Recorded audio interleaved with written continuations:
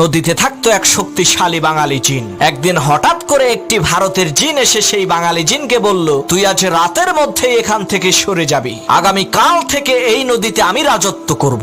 ভারতের জিনের এই ধমকি শুনে বাঙালি জিনটি একটি জেলের কাছে গিয়ে বলল, ভাই তুমি যে এই নদীতে মাছ ধরো, আজ পর্যন্ত আমি কি তোমাকে কোনো কষ্ট দিয়েছি? জেলে বলল, না তা তো দেন নাই। তখন সেই বাঙালি জিন বলল, তাহলে আজ রাতে তুমি আমাকে একটু সাহায্য করবা, আমি ভারতের এক জিনের সাথে লড়াই করব। তখন আমি তোমাকে ডাক দিয়ে বলবো, বড় ভাই আপনি আসেন। তুমি তখন বলবা, ওরে ধর আমি আসতেছি। জেলে বলল, ঠিক আছে। কথা অনুযায়ী রাতের বেলা বাঙালি জিন আর ভারতের জিনের মধ্যে তুমুল লড়াই শুরু হয়ে গেল।